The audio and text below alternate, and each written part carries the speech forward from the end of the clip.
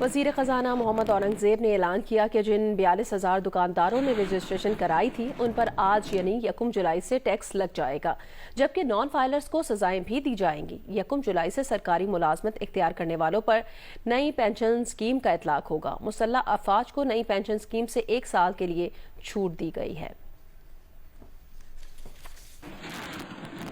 P D L ہم بالکل اس کا اطلاق جو 70 کا ہم نے ہدف دیا ہے اس کا اطلاق ہم نہیں کرنے جا رہے۔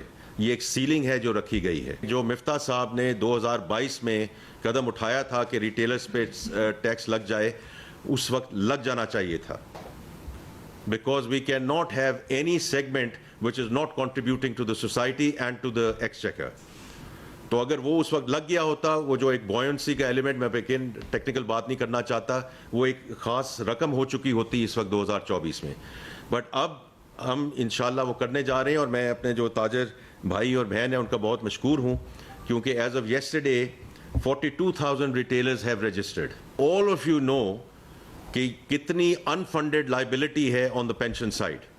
تو یہ ہم نے ایک بڑا امپورٹنٹ قدم اٹھایا ہے in terms of how we are going to stop the bleeding, in terms of the new employees and colleagues entering the services, the civil bureaucracy starting tomorrow, and then the armed forces کا ہم نے 1 سال کا اس لیے بات کی ہے کیونکہ ان کو اپنے سروس سٹرکچر کو دیکھنا ہے۔ جو end to end digitalization of FBR، محصولات تو اس میں ہوں گی، بیکاز جتنی ہیومن انٹرونشن کم ہوگی اتنی کرپشن کم ہوگی، اتنی جو انسینٹیوائزیشن ٹو فیسیلیٹیٹ، بیکاز یہ تالی دونوں ہاتھ سے بچتی ہے۔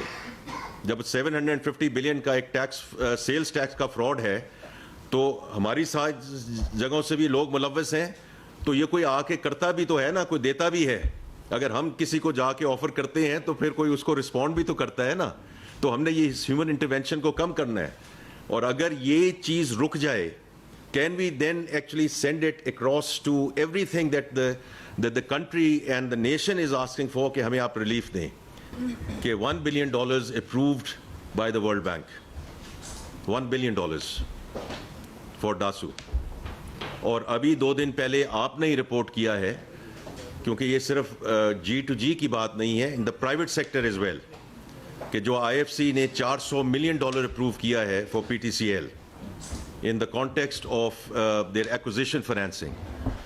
تو باقی باتیں تو بعد میں آئیں گی کہ جی ہوگا نہیں ہوگا، یہ ہو سکتا ہے نہیں ہو سکتا ہے۔ $1.4 billion یہ آپ لوگوں نے سب نے رپورٹ کیا ہے، which have been approved and inshallah will get dispersed in the next fiscal year۔